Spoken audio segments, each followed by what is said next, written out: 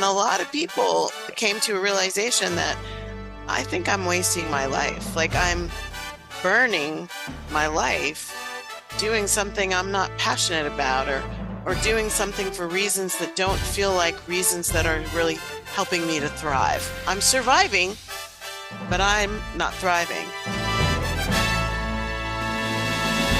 Cue music. Places, everybody places. We're starting in 3, 2.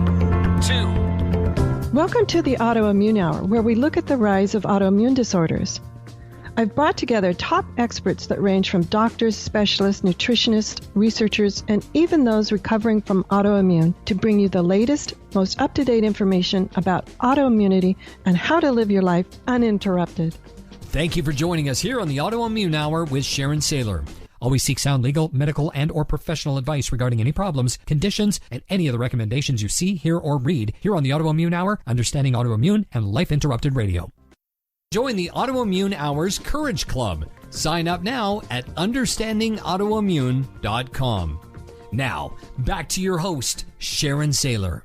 Welcome, everyone, to the Autoimmune Hour. I'm Sharon Sayler from SharonSayler.com, and as always, it's my honor and pleasure to be with you here on another brand new episode, and I'm so excited. We have a return guest, and honestly, she's been traveling the world doing amazing things because I've been after her for a while to join us again, and she has a little break in her action, and she's agreed to join us again. Her name, you'll remember her, she's awesome, Dr. Valerie René Sheppard.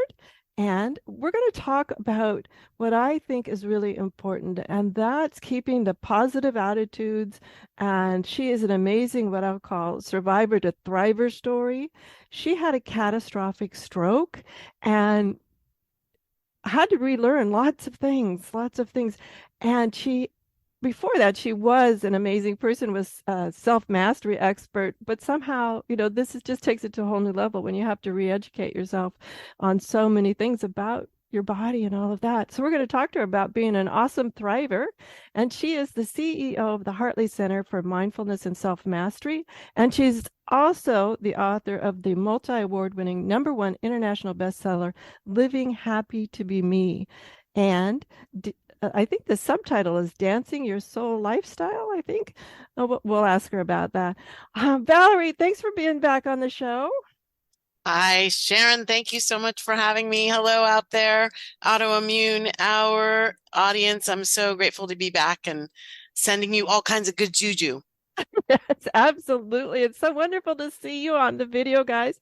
If you have a chance, if you're just listening to the podcast, is awesome, but it's wonderful to see you, Valerie. It's been too long. I know you've been traveling the world, and I think that's awesome. Yes, and I'm having fun doing it, and accomplishments and all that stuff aside, the fun is what it's really all about. And I'm going to take a little rabbit hole, Valerie, because I find this so wonderful that you have become an archery expert. Ha ha ha ha. Not an expert. Well, far from that. I knew you before the stroke and everything. And I thought at the time, this is just me, like, wow. And then I see you doing archery and I'm like, that never entered my mind as something. That's amazing. So first off, talk about the courage and the bravery or whatever it is you want to talk about stepping into the thriver. Let's just go for it attitude. How about it? Okay, so I'm just wanting to have my life be inspiring and dynamic and fun. And I've already done the whole work hard, prove myself, strive, work harder. I've done that. Someone told me I had a Ph.D. in working my butt off.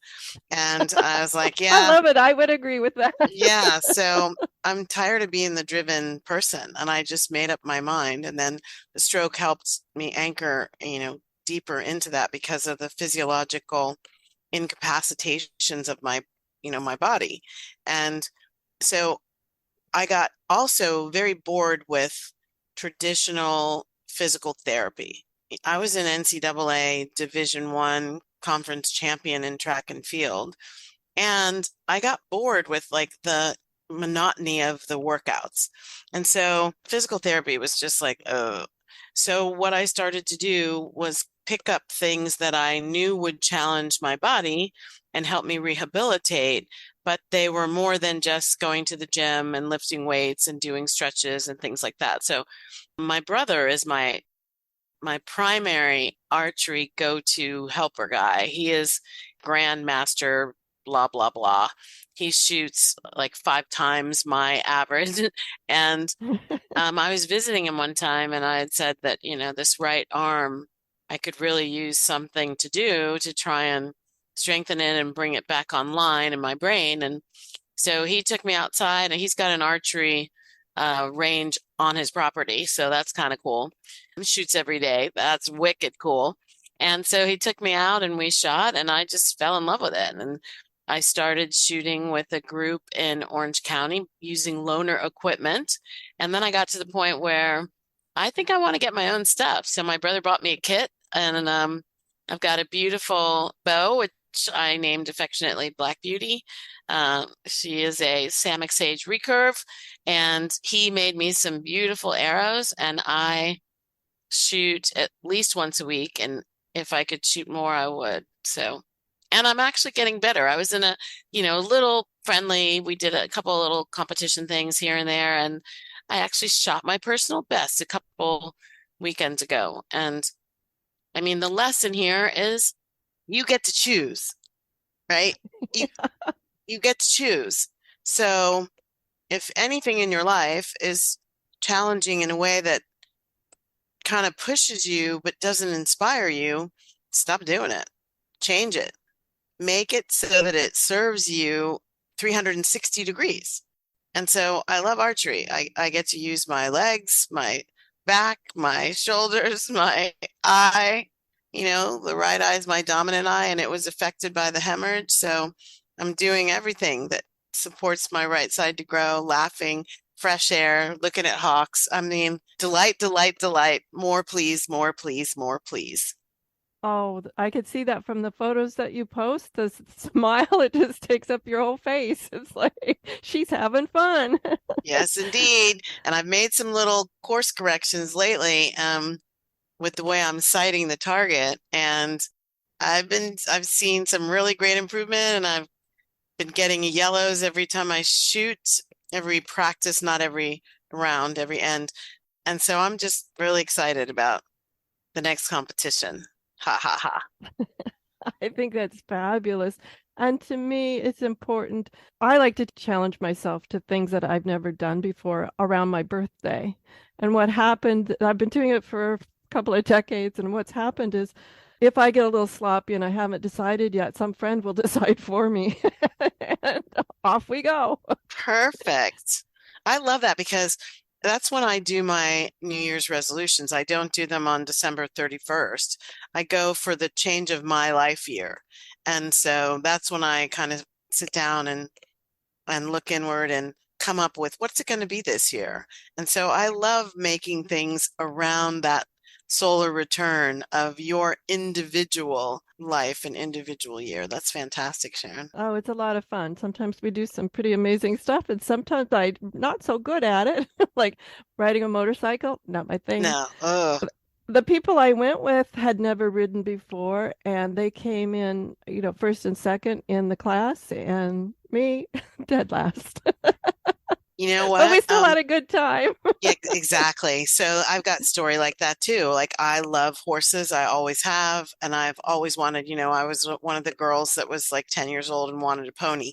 And so at different times in my life, I've been able to take horseback riding lessons, like more than just get on the horse and like walk down a trail and then come back, like real lessons. And I was taking dressage lessons. And at the time, I was 33 years old taking my beginner dressage, and there were 12 other students in the class, and the eldest was 10.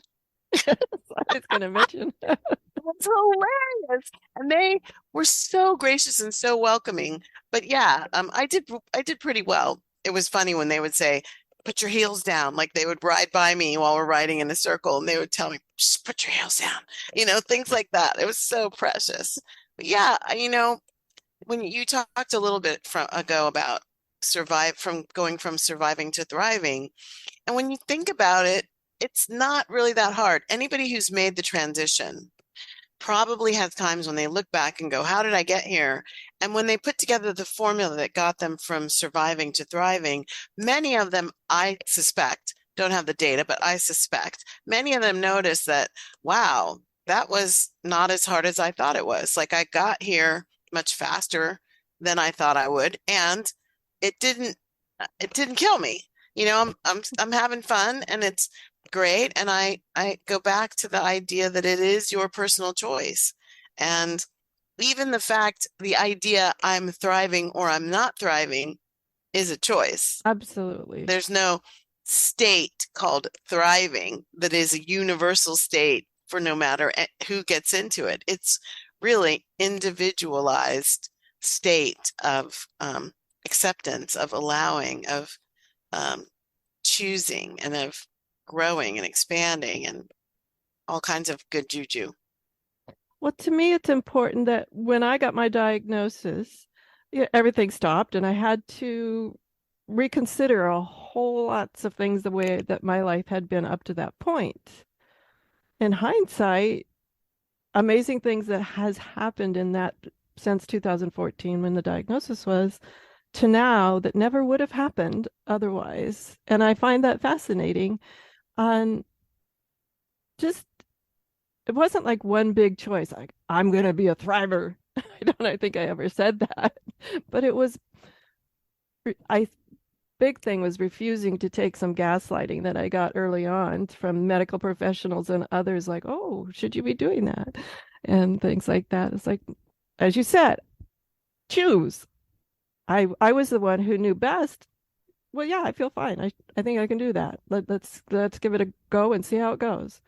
Exactly. I mean, I did a this period, I think it was about 2.5 years after the hemorrhage. And there was a colleague who was offering this wilderness quest, a vision quest in Colorado. It involved like 3 days out in the wilderness by yourself and no food. It was a fasting 3-day vision quest. And there was stuff around it, about 10 days around that total.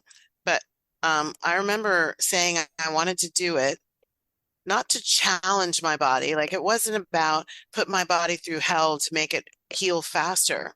It was more about becoming in a better relationship with my body relative to where it was then. I knew in the past I hadn't been such a good friend, nurturer, carer of my body. I pushed it and I kind of beat it up and I didn't talk very kindly about it. I have bad knees and stuff like that. And I know better than to speak that way about my body today.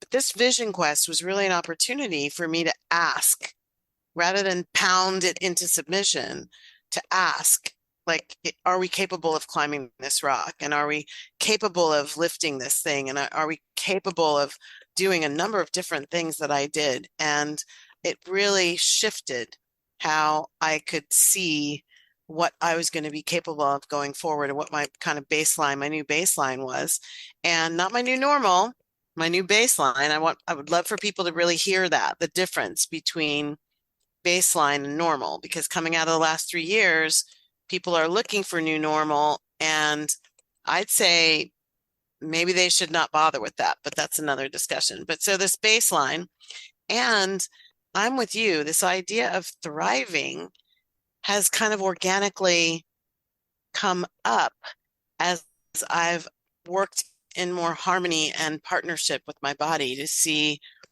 what it could be. And when I first woke up, I never thought thriving was going to be something I would experience more in my post-hemorrhage, post-brain hemorrhage body versus my pre-brain hemorrhage body. And I'd say I'm thriving more now as who I'm being and how I'm being that than I was ever before in pre-stroke land. So I agree with you. And I 100% agree with you on that for my pre-diagnosis to now too. I am much more gentle with myself and others. And much more respectful of my body. And I think the one thing that I've noticed a lot, if in hindsight, I'm thinking I thought I was grateful for a lot of things. Maybe not. Maybe I was going at too fast a pace to be grateful, which I was doing that. I was quite the road warrior, as you know. But the just stopping and being grateful for stuff is something I really enjoy now. I'm all about awe kinds of moments. If I see a sunset and maybe I'm driving somewhere and it involves pulling off an exit somewhere, I will do that. There was a big moon last fall, one of those moons that, just looks enormous and it's golden. And Superman. yeah, that moon was just breathtaking. Yeah. I found a little place that was dark on a side road and just sat there for probably 10 minutes. And there was just so much comfort, and I felt so good of doing it. And the gratitude of like, wow, just being able to watch that was amazing. It's really a combination of present moment awareness and receiving, like allowing myself to receive beauty from nature, allowing myself to receive quiet, allowing myself to receive a pause. And a lot of people are still gathering themselves into that place of welcoming in the kind of road less traveled experiences through their lives. And especially coming out of the uncertainties after the last few years of a lot of people that I talk to are still feeling uncertainty. They tell me they feel kind of wobbly, a little discombobulated. And I'd go a little deeper for myself, Valerie. There are times when I never thought this before. It's like, is this a mask situation or can I go there without my mask? I mean, all these sort of fear-based things come up for me that I'm still working through. It's like, well, isn't that interesting that I'm feeling some angst still? And I know we're not totally through this, but I think we're working through to that place of I'm not sure what it is, balance with it, I guess. And I think, the other thing, as I think about it, there's still a lot of grief around the whole thing. yeah, I think that's definitely a major part of the wobbliness and, the surprise of loss. There were so many different ways that loss kind of slapped people around, whether it was people leaving the body physical and transitioning off the planet, or jobs changing or jobs being lost, and people revamping how their entire lives are lived, and make major questions about what feels like me and what doesn't, and why is that? And so I agree with you that there's grief still a part of a lot of people's lives. And, when we think about this suffering versus thriving, I'd really love for people to remember that it's never the situation itself, right?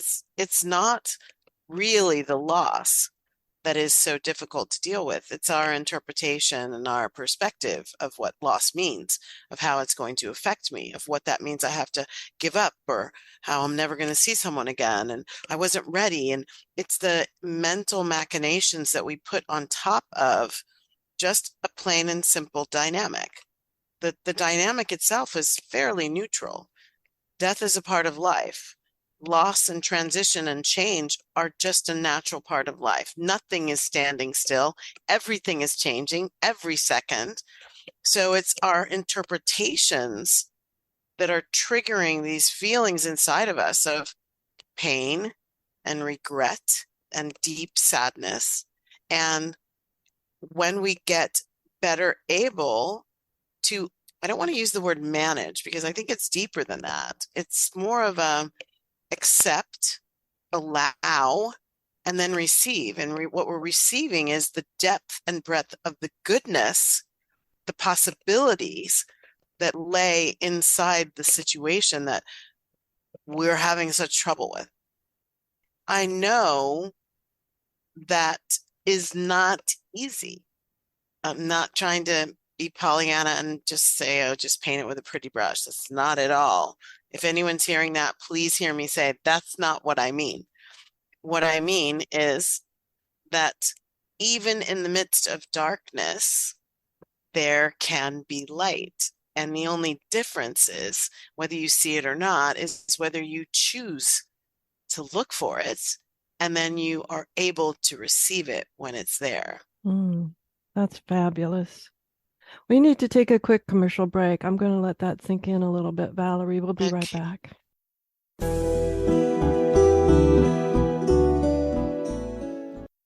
The Autoimmune Hour will return after these messages from our sponsors. It's great sponsors like these that keep this show coming to you every week. Be sure and stop by understandingautoimmune.com to learn more. Your conscious lifestyle on steroids. OMTimes Radio.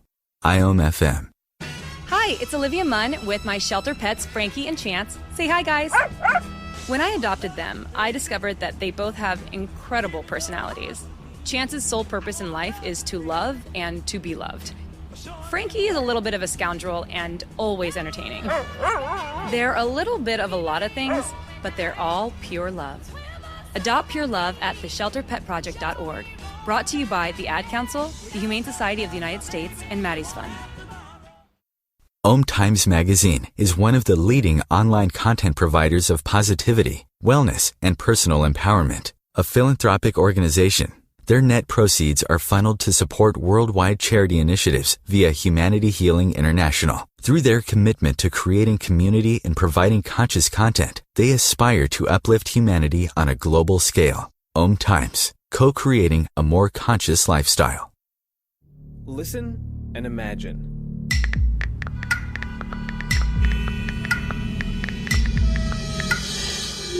It takes 5 seconds to send a text, and for those 5 seconds, you're driving blind. Life is worth more than a text. Stay alive. Don't text and drive. Visit StopTextStopWrecks.org, a message brought to you by the National Highway Traffic Safety Administration, Project Yellow Light, Noise, and the Ad Council. Hi, this is Sharon, and of course you know me from here on the Autoimmune Hour. Maybe you don't know I'm also an author. My latest book is for kids.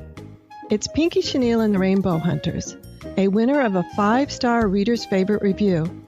It's perfect for your early reader and a great bedtime story for your young adventurers. Check it out over at pinkychenille.com. That's PinkyChenille.com. See you there. Research shows we apologize up to 10 times a day, and most of the time, we say sorry as a response to someone else's mistake. What if we thanked people instead of all that unnecessary apologizing? So instead of saying, sorry, I'm rambling, you say, thank you for listening. Join us at projectforgive.com, a free, non-religious resource on global forgiveness.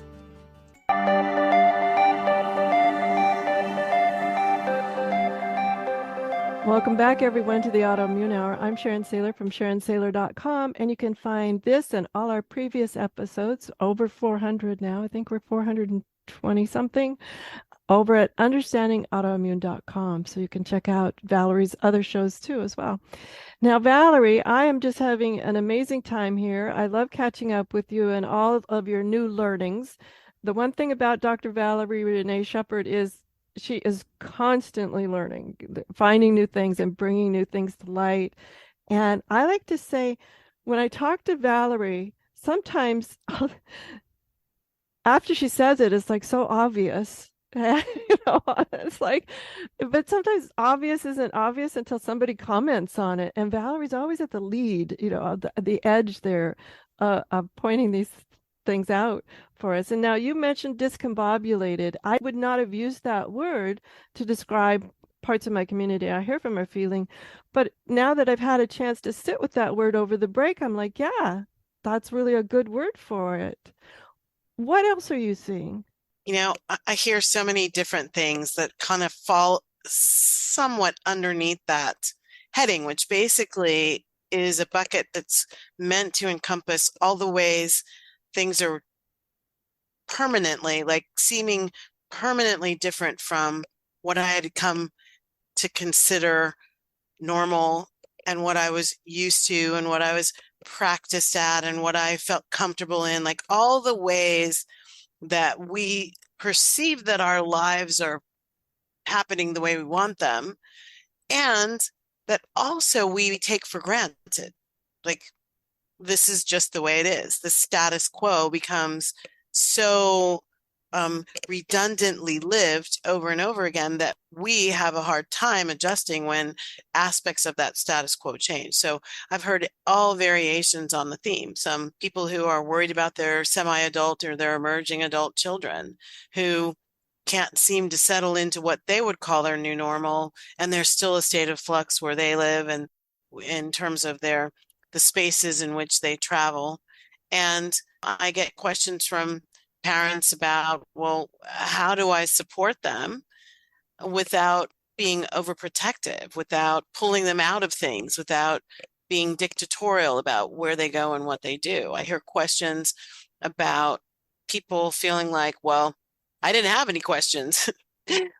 My life was pretty much down. I had it down. I had my routine. I had my places that I moved in and where I was a mover and a shaker, and the places where I played and had fun. And now that's topsy-turvy. And there's been a change in even the communities that I have played in before, who's there and who's not, and how we actually engage. And so people have felt like they are sort of looking. I had one person say, well, I'm not a people pleaser, but one of the biggest things I've noticed is I don't know how to please myself. Wow. I don't really know what self-love and nurturing are. And like a lot of people came to that understanding or that knowledge of themselves in all the downtime and all the time at home or the time potentially in isolation.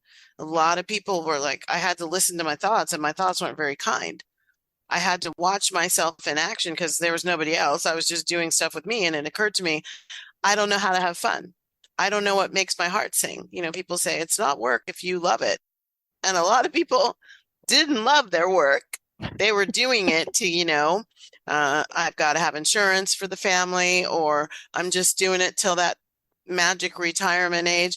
And a lot of people came to a realization that I think I'm wasting my life. Like, I'm burning my life doing something I'm not passionate about, or doing something for reasons that don't feel like reasons that are really helping me to thrive. I'm surviving, but I'm not thriving. And a lot of people have come to realize that's what they were doing. And most importantly, that's what I'm doing to myself. That's what I'm showing my kids that life is about.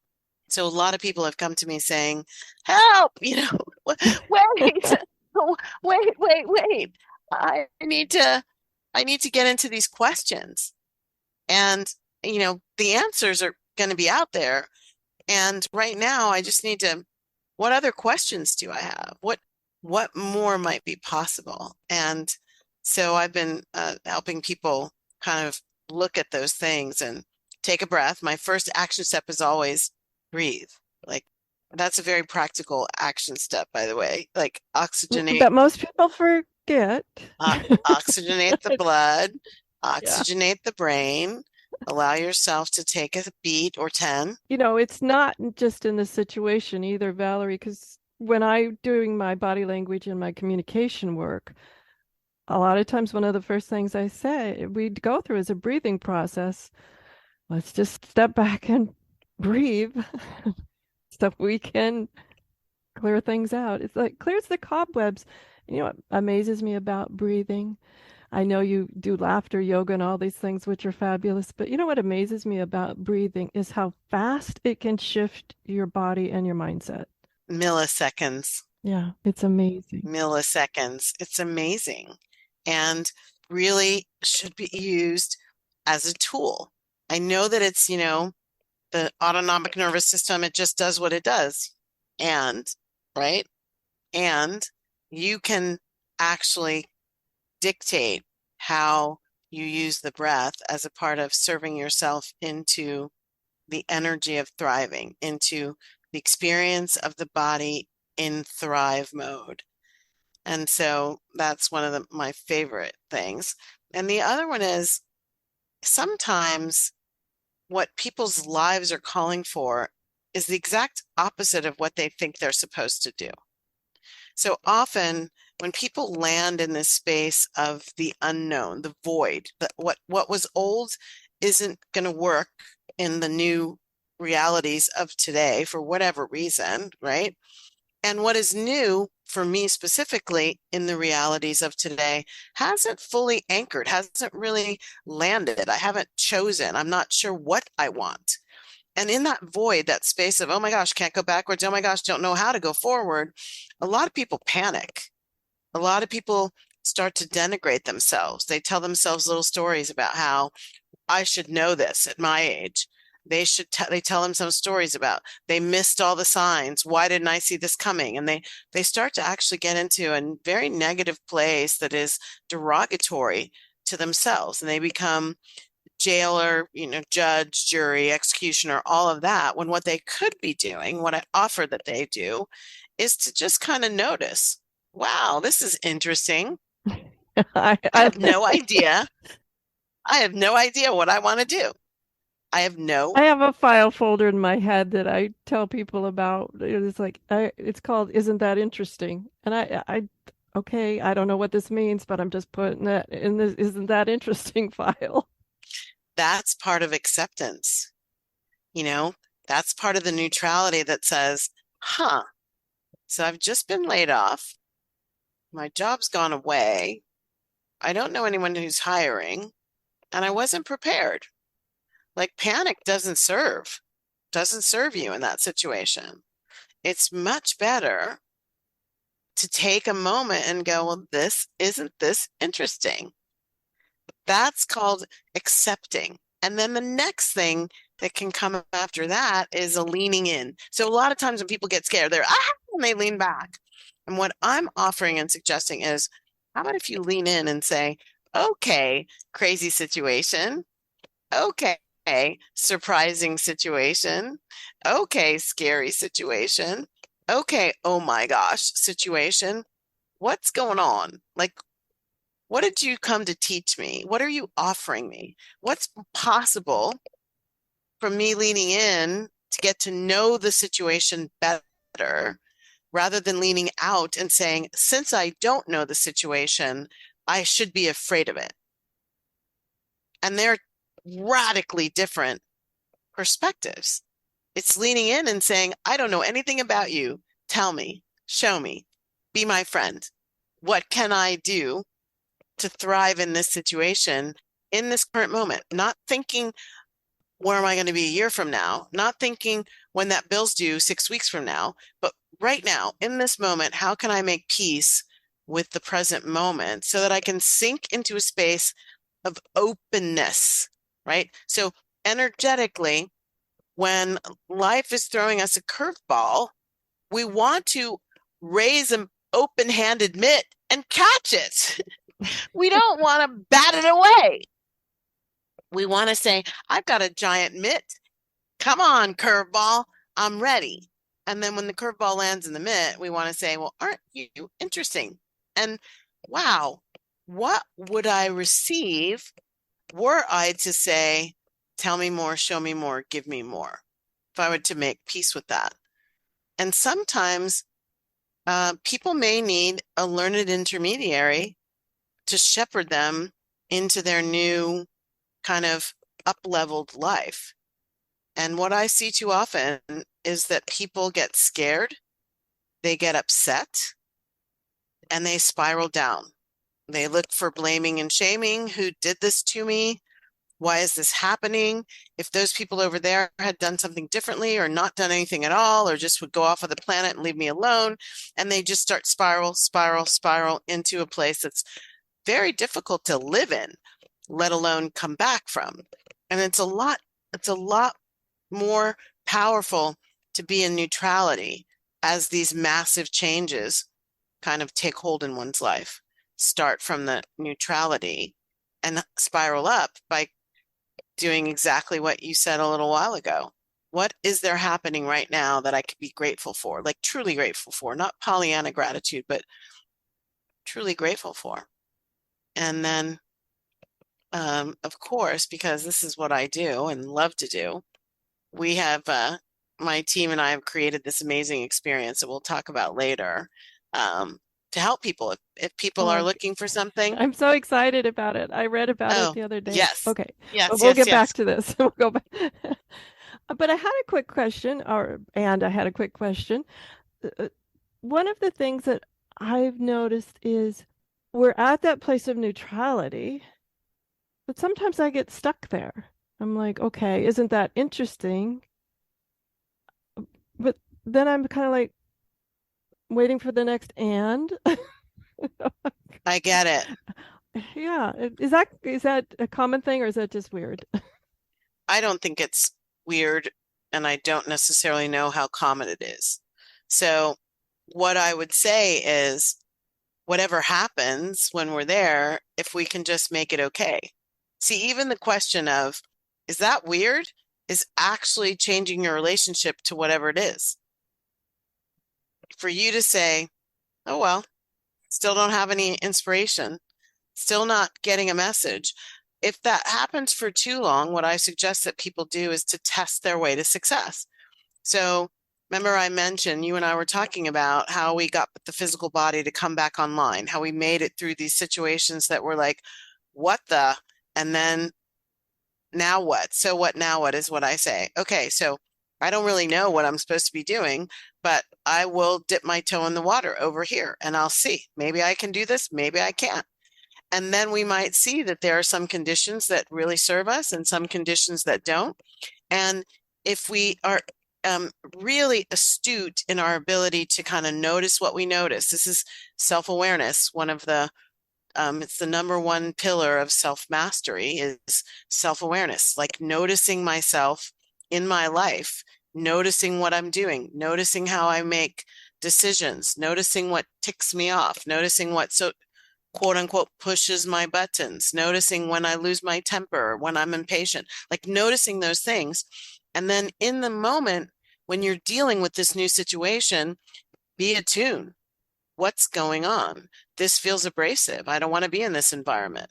What about this environment is making it feel abrasive? Is it just that it's new and I feel out of my own element? And so I'm not really sure how to behave with this group of people or that new thing. Or is it really something that doesn't feel like I'm supposed to be here?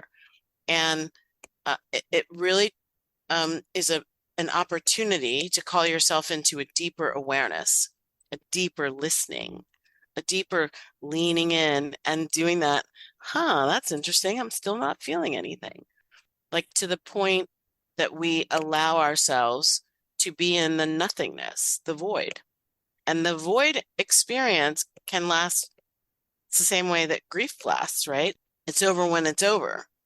And so 99% of life that's not within our realm of control. I mean, we can force ourselves through the void. We can pick something and go do it so that we're not sitting in the void. And what I often hear from clients and students is, yeah, they rue the day that they did that. I hear so many times, I wish I had just been patient and allowed myself to be alone, or I wish I'd been patient and just allowed myself more time to do nothing. I mean, that was that was my story. After I went back and got back into working way too soon after the hemorrhage. I mean, I really don't believe that I gave myself enough time. And I think I think some of the dynamics that I have still going on are the result of having pushed myself to get over it a little too fast. So I say, let it take however long it takes. And if you're still in the, well, isn't that interesting? Make that absolutely perfect. Beautiful. Beautiful. That idea of get over it, that's something I hear from my community a fair amount. Like, I should be over this. I should be able to, yeah, I should be done with this, or it's been, and they put a date to it. And it's a fascinating thing to understand that idea. And some people in my community have commented and chatted about this idea of the outside of like, well, you look fine. Why aren't you over it? Yeah. Because a lot of autoimmune doesn't have a real outside manifestation, like a physical Yep, manifestation. A lot of autoimmune is internal, the fatigue, the brain fog, the all sorts of muscle pain, those sorts of things. People can't see how much. you're going through. And that's interesting. So, a couple thoughts on that. So, have you ever heard anything like this? Stop that crying, or I'll give you something to cry about. Oh, yeah. I think in my community growing up, that was the common phrase from the Yeah. parents. So, a lot of us from a young age were conditioned to get over it, like to wipe the tears off and just get busy with something, go do something. And in my household, it was about being productive. And depending on your generation, even the idea of being a loved child of God had to do with your accomplishments and what had you done lately? What productivity, what things have you done? And so we may have conditioning rolling around inside of us that is driving us to get up and get busy, get back on the horse. I mean, we have so many colloquialisms and behavior chains that are all around do it again, do it more, get back up, persevere. I mean, that is underneath the very definition of success in the West. Is like, it's not how many times you fall down, it's how many times you get back up. I mean, we're really conditioned to just keep going. And the time to sit and just be with where we are is not that welcomed, and we're not that practiced at doing it. So it's not surprising to me, especially in a situation where no one else can tell you're suffering. It's just an inside experience unless you tell them I'm suffering. The recommendation that I would have for people is that just like their suffering can be totally hidden and inside, that they allow themselves the grace of allowing it to be whatever it is, and to make peace with the fact that you have to have a special pair of, glasses to actually see what I'm going through, and be okay with that. That it doesn't make the other person wrong that they can't tell, and it doesn't make you wrong for not having gotten over it. It just means the communication channel between the two of you is a little disconnected. And so what? Who cares? Stop that crying, or I'll give you something to cry about. It's time for that saying to have less control over us. And I say, cry until you can't cry anymore, and then say, oh, that was great.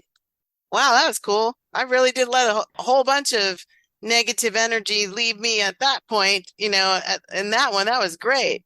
It's funny you mentioned that. The other night I found myself watching a rom-com that I don't normally do, and I started crying and all of this. And I'm still, I mean, for the characters in the show, right? But after it was over, I sat there and I noticed, goodness sakes, that I must have needed to cry because I felt a really interesting release that really had nothing to do with a well-trod trope. I mean, it was such a predictable rom-com, but anyway. I say brava, right? Something was triggered. And when we try to hold that energy down because we think other people won't receive it well, or even we don't receive it well, that becomes stuck energy. And stuck energy, the longer it stays stuck, becomes toxic energy. And toxic energy has to manifest as something toxic. And I'm sure I don't have to tell you what those toxic things might be. So it's like we are really being called into letting the energy flow. Emotions are just waves of energy. Let them flow. Just like the waves come into the ocean, come into the shore, our emotions are the same. They're much more innocuous when we let them flow than when we try to hold them down. And we don't even have to understand them. I mean, at some point we can just say, well, I felt like crying, so I cried. What were you crying about? I don't know. Don't you want to know? I don't know that it's important. I just let the tears go. How do you feel now? Great. Maybe it's not great, better than when I was crying. So yay for me. Well, about yay for you. I want to bring something up because we're down to about 7, 8 minutes here. I was reading online again. I follow her on social media as well.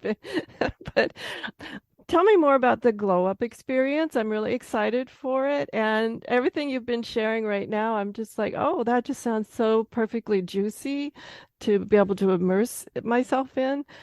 As I was reading it, though, I would love you to explain a little bit more about what mind, body, spirit activation Mm. is, because I think I know, but I'd love to know what Dr. Valerie says it is. Yes, okay. Thank you so much. And I love talking about these kinds of experiences. So first of all, I have been doing retreats for 25, 30 years. And what I like about them is number one, get people away from their everyday, got to do it lives. And in some of my retreats, they have to check their cell phones at the door. It just depends. So the immersion, the kind of get out of your element, it shifts your internal space, your interior. And the massive transformation that we're talking about is an interior journey to an exterior nirvana. So the whole idea of the laws of the universe, as it within, so without. So if you want your outer world to change, you've got to be really committed to shifting what's on the inside of you. Happiness is an inside game. It's an inner journey to an outer kind of reflected magnificence, or what I call juicy and delicious. So mind, body, spirit activation is how do we breathe into you these nuggets of goodness that, like seeds planted in fertile soil and germinating until they start, a seedling comes up and it starts to bud. And before we know it, we've got a mighty oak tree growing of a new way of you looking at your life, a new way of you receiving you, a new way of you having perspective on the good, the bad, and the ugly of your life, even deciding that anything's ugly, maybe that's not serving you anymore.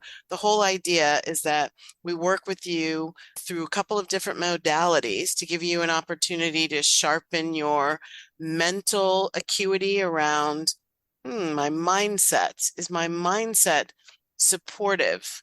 And mindset with an emphasis on spirituality and bringing spirit into mindset.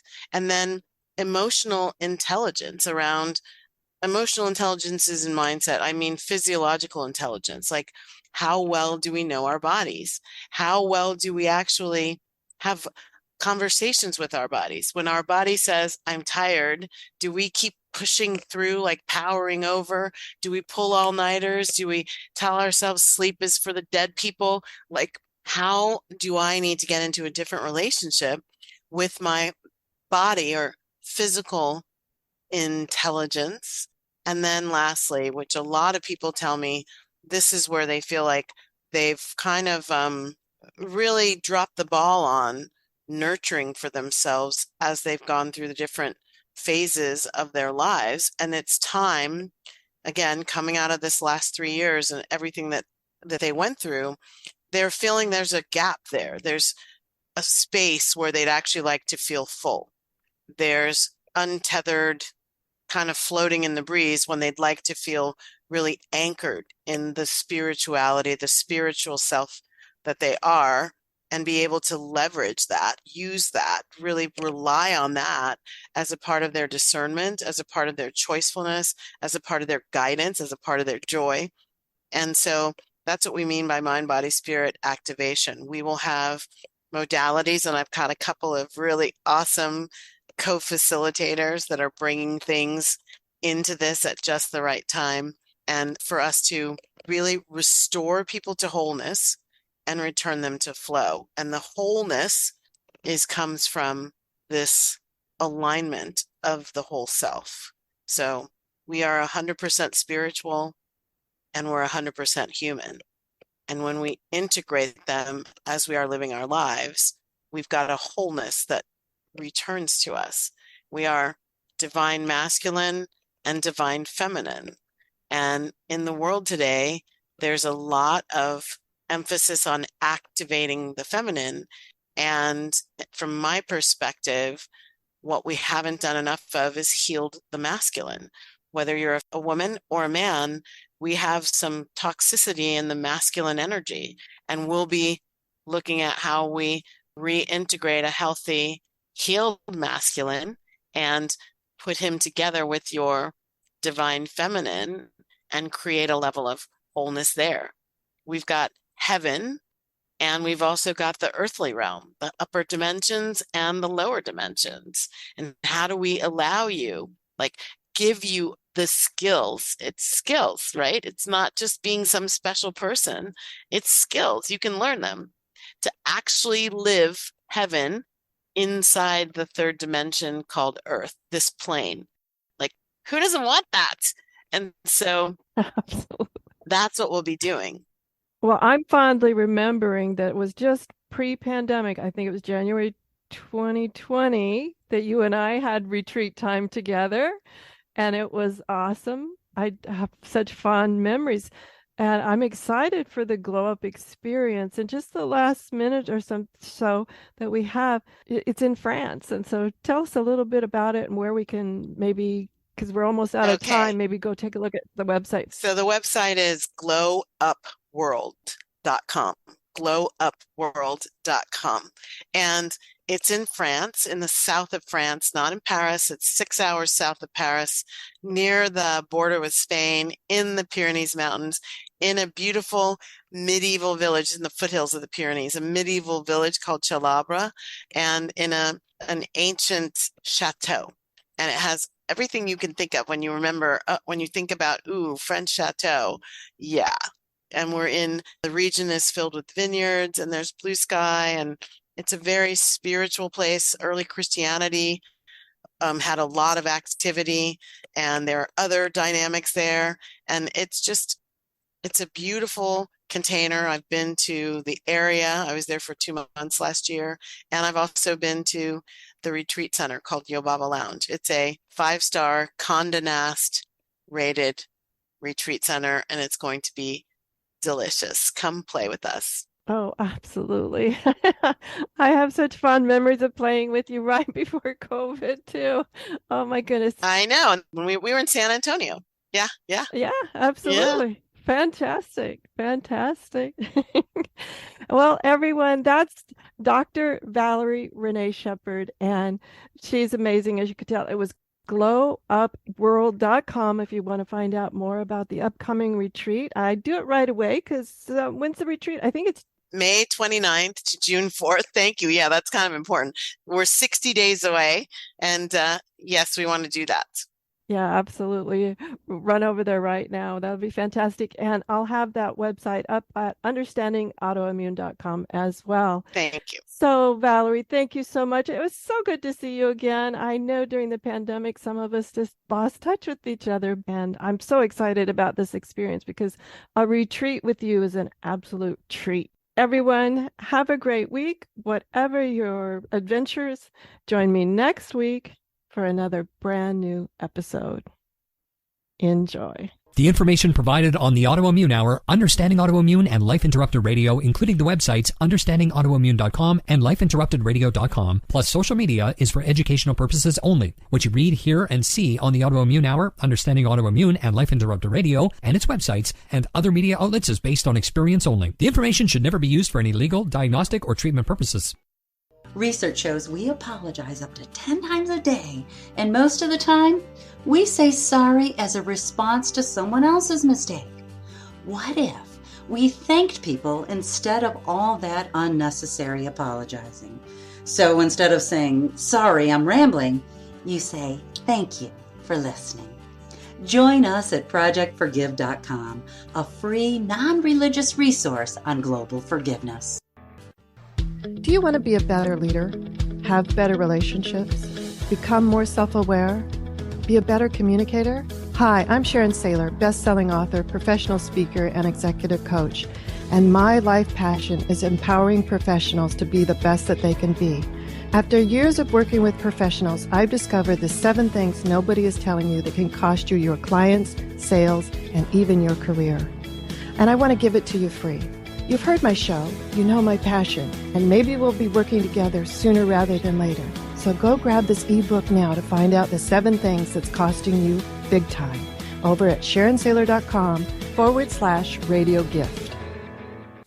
Hey, hon, what you doing with your phone? Taking pictures? No, I'm asking it questions. Like what? Hey, Bobo, do flowers have best friends? I'm sorry. I'm afraid I don't know that. Hey, follow me. I want to show you something. Look, flowers do have best friends. Whoa. Some answers can only be found in nature. Discover the unsearchable. Visit discovertheforest.org to find a trail near you. Brought to you by the United States Forest Service and the Ad Council.